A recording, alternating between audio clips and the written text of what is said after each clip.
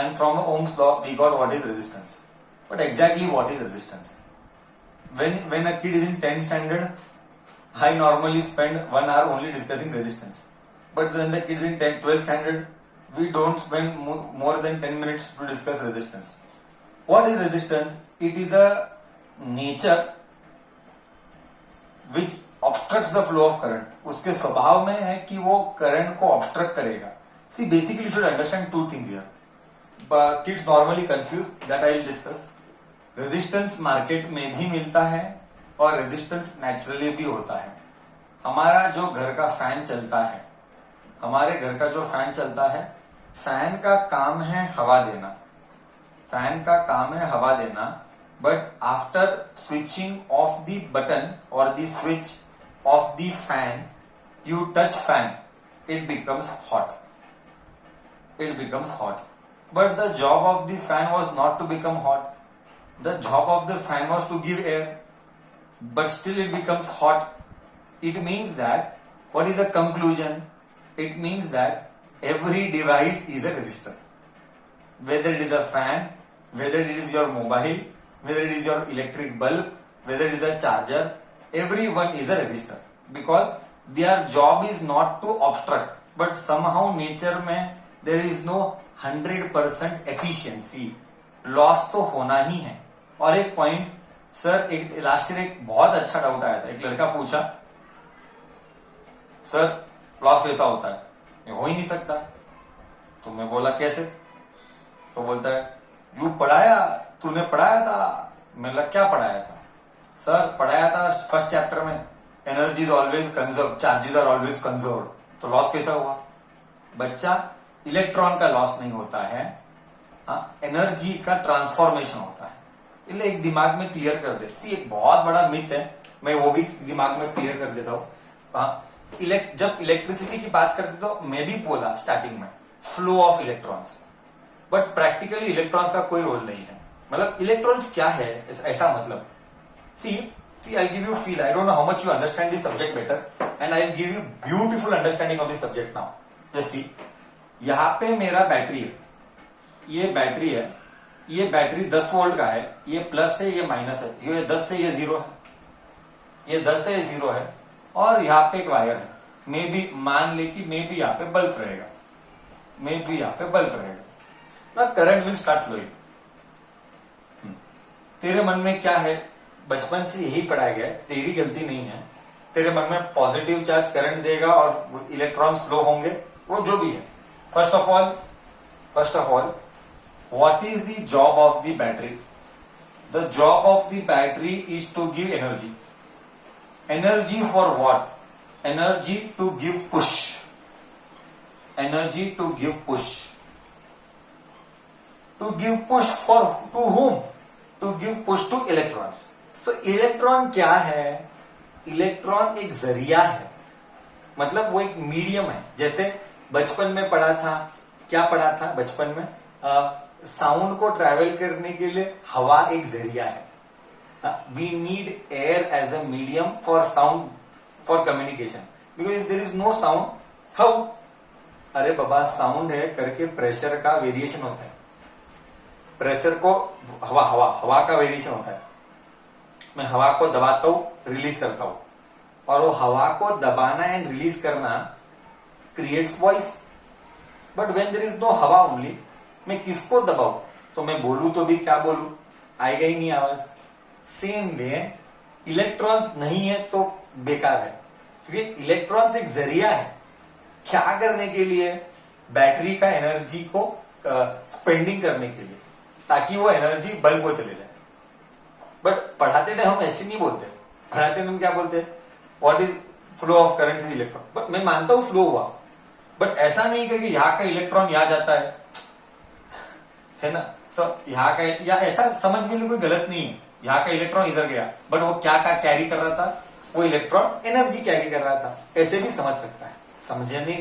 समझने के लिए, to understand you can understand that also. But basically it was not the electron. Along with electron, it was the battery. That battery spent the energy to move the electron. Electron was already there. Electron को एक path मिला, एक जरिया मिला, yes definitely electron will flow, but वो energy carry कर रहा है। वो एनर्जी कौन दे रहा है? वो बैटरी वो एनर्जी दे रहा है, बैटरी वो जरिया बस।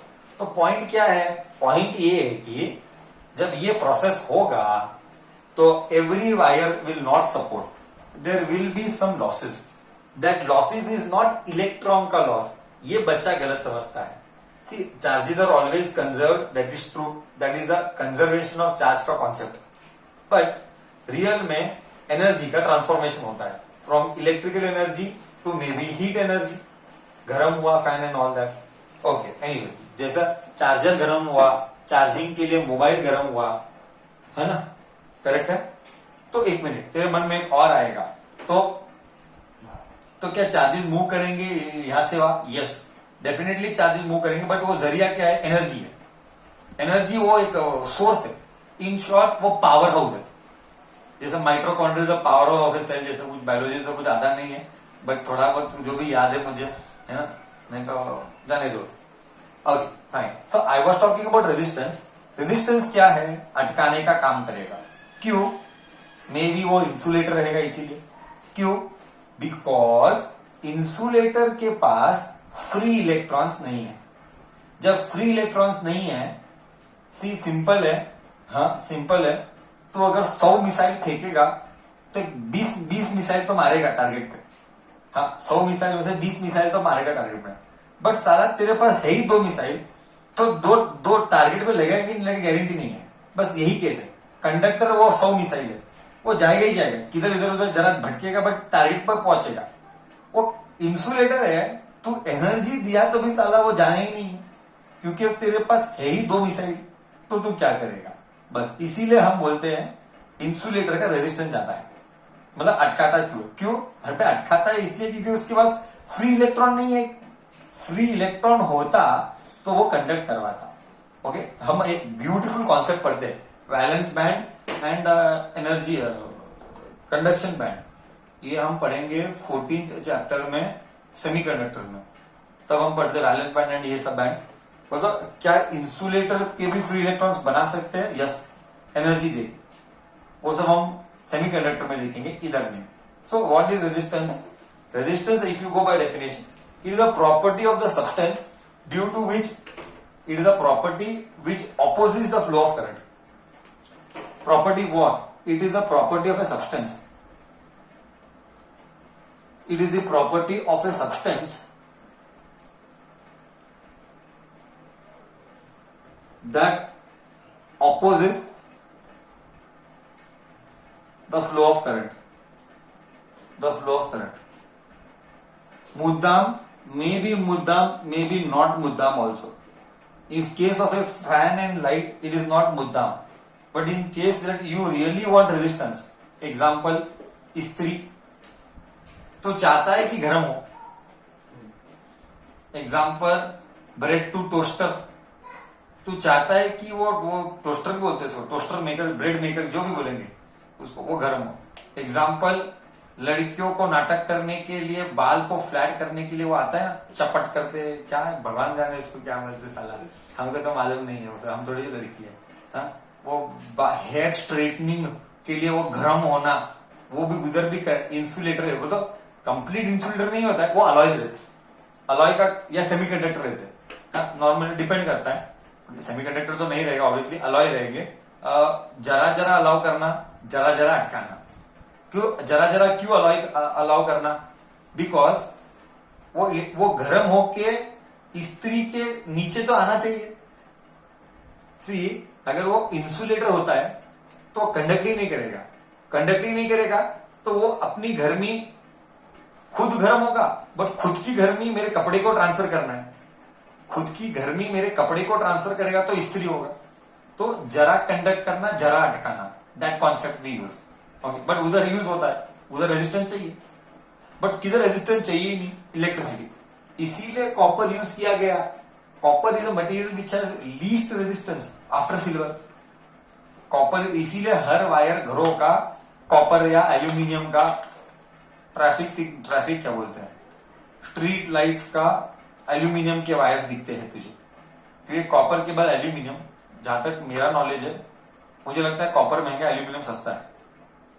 हाँ, एल्यूमिनियम सस्ता मिलता है, कॉपर महंगा मिलता है, इसीलिए गवर्नमेंट नॉर्मली एल्यूमिनियम वायर वापरते हैं ज्यादा प्रेफरेबली देन कॉपर।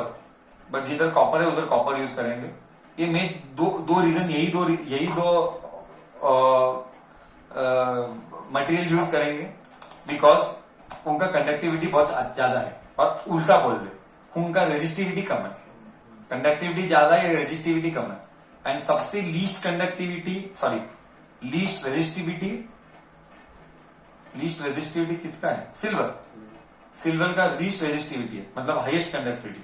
तो सिल्वर यूज नहीं कर सकते, तुझे मालूम है रेट महंगा है एंड ऑल दैट। एनीवेज चलो, सो रेजिस्टेंस का फॉर्मूला क्या है?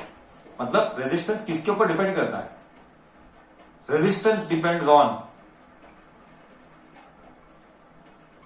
वापिस 10th स्टैंडर्ड, वापिस से वही 10th स्टैंडर्ड आएगा।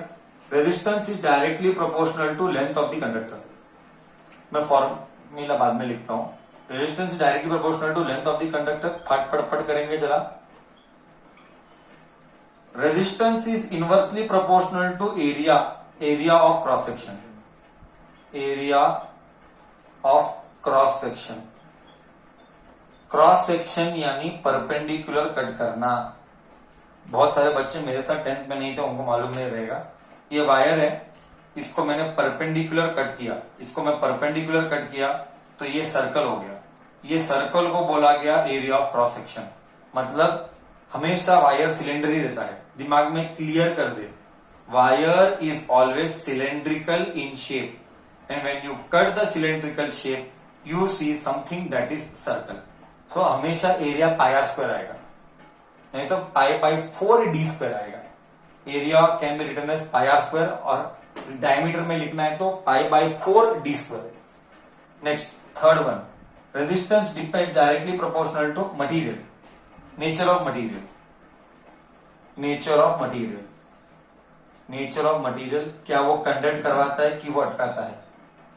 And next, resistance is directly proportional to temperature. only applicable for conductors, for insulators and it is ulta, only and only applicable for conductors, for insulator and semiconductor it is ulta, resistance is inversely proportional to temperature, for insulator, ये आया था exam में, insulator and semiconductor it is inversely, so जोड़ formula is directly proportional to L by A, so resistance, पता नहीं क्या बोला मैं, resistance is equal to rho L by A. This is the final formula what you did in your 10th standard. Sir, since 10th में किया, मैं deep में नहीं जा रहा हूँ। नहीं तो मैं स्कूल में जब 10th के बच्चों को पढ़ाता हूँ, एक दिन एक सेशन सिर्फ रेजिस्टेंस लेता हूँ, दुनिया की स्टोरी सुनाता हूँ। 12th में वो काम नहीं है मेरा, 12th में दुनिया की चीजें वो बताऊंगा। Where rho is called constant, rho is a constant called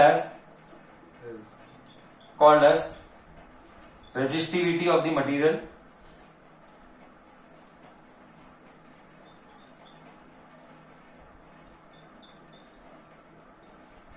or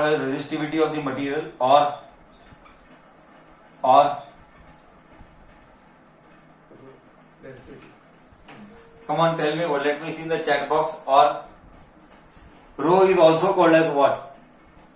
10th standard, कितने को याद है 10th standard? और नाम था, वो टेक्स्ट बुक में नाम था, मैं श्योर हूं।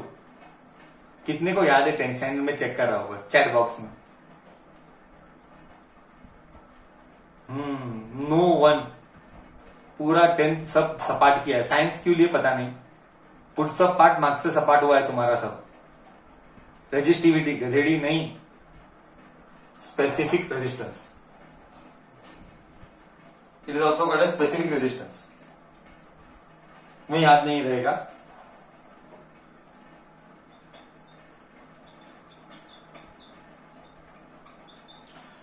Specific resistance, okay. पहले इसका यूनिट क्या, फिर रो का यूनिट क्या एंड ऑल दैट। कल का एक डेरिवेशन होने वाला है, कल का क्लास बहुत important. Drift velocity, deduction of Ohm's law, ये ब्यूटीफुल तेरे मन में आता रहेगा। सर तेरे मन में ये आएगा, मैं बताता हूं। मैं क्या फील आता हूं, देख फील आता हूं। रेजिस्टेंस, टेम्परेचर बढ़ेगा तो रेजिस्टेंस क्यों बढ़ेगा, इसके पीछे का राज एक डेरिवेशन ऑफ 5 मार्क्स से निकाल के प्रूव करके दिखाऊंगा। कल का डेरिवेशन इसी के ऊपर है, मतलब मैं फील लाऊंगा, हालांकि वो 5 मार्क के लिए आया है 2 बार फाइनल एग्जाम में, but I will give you this feel why resistance increases with temperature increase. What is the reason? What is the reason? What is the reason? That we'll see next. Now see here, we will thoda sa discuss SI unit, and then we can discuss few more concepts here there like conductivity, conductance and all that basic cheeze. Hold on. SI unit of resistance is ohm. SI unit of resistance is ohm. It is ohm. Ohm. 10th standard again. It is given by this. It is given by this. Now, एक बार आया SI unit of rho. So we'll derive that. R सब कुछ 10th standard है. R is equal to rho L by ohm. Rho metre by metre square. Metre cut, ये इधर गया. Ohm metre is the unit for rho. अच्छा, I hope you remember how to find MLT also. Resistance का MLT, resistance का MLT I want you to derive. You do it. Resistance का dimensional formula, this you should, I just give hint, I will not do it. Resistance का dimensional formula वापिस theory के 1 mark के लिए आएगा. I just help you. V is equal to IR. I put 1000 times by heart V. By heart V is the mandatory. M1 L2 T minus 3 A minus 1. Correct? R. And current is चलवे.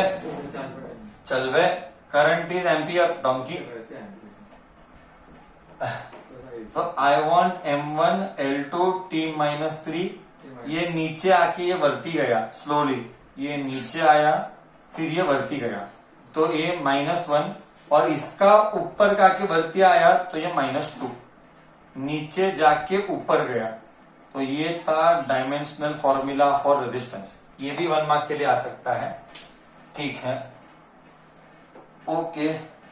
Next, temperature के ऊपर कैसे dependent है. Yes, temperature के ऊपर कैसे, मैं कहता हूं इसके ऊपर 4 सीईटी के क्वेश्चन 10 साल में आए हैं. ये मैं जो लिखूंगा 4 सीईटी के क्वेश्चन 10 साल में आए हैं. Let me write that.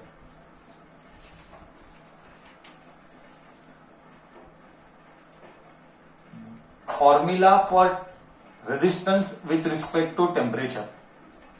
Formula for resistance with respect to temperature. Resistance R is given by R naught bracket 1 plus alpha delta T. छोटा t लिखा, टेम्परेचर ही है वो. Okay. One most important thing. This is the special thing which you never observed in past 2 years. What is that? I'll tell you. Whenever we did first year, we did Newton law of cooling, we did thermodynamics. Everywhere you wrote temperature in Kelvin. In problems here, temperature will always be in degree Celsius. Please remember, this is the only one case where temperature is always in degree Celsius. Otherwise, your answer will go wrong. Temperature is in degree Celsius. All the calculation has to be done taking degree Celsius only. When you are dealing with resistance, please don't forget. Where R naught is initial resistance, मैं fill देता है, don't worry. चाहिए तो मैं fill दूंगा. Initial resistance. Rho is, alpha is constant, it depends on material. Alpha is constant, depends on material. They will give the value. Depends on material, they will give the value of alpha. और else CET में 2016 में या 2012 में यही आया था, find alpha का formula, sorry find alpha का value. We will do this when I teach competitive. This is there. And RT, I just write RT. RT, resistance at temperature T. Resistance at temperature T.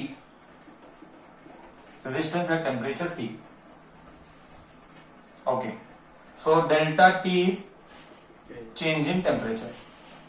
change in temperature. I'll just give you one small feel to understand better. Small feel to understand better. Just see. The feel is what? Very simple. R naught maybe this.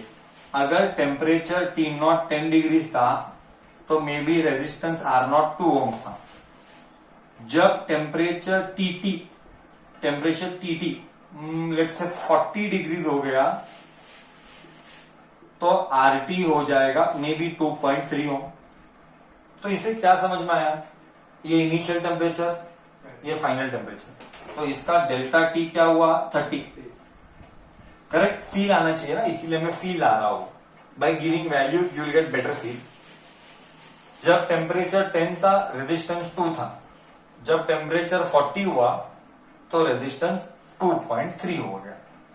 As temperature increased resistance also increased. ये कैसे निकालने का? वो formula. ये कैसे निकाला गया है वो है वो formula. I think so I am clear enough now. Okay. There is one more formula that we'll do in competitive. How to find alpha. That हम competitive में देखेंगे. इधर theory क्लास में ये सब की जरूरत नहीं है. बस I think so इधर तक सब कुछ क्लियर है. उसके बाद और 2-3 चीजें. यस, कंडक्टेंस, कंडक्टिविटी, ये 2 चीजें, conductance and conductivity. Then we'll done. So we'll be doing 4 things. First what we did is resistance. Then we did resistivity. Next we will do conductance, conductivity. 4 things we will do. Now 2 more things. Then we will call it for the day.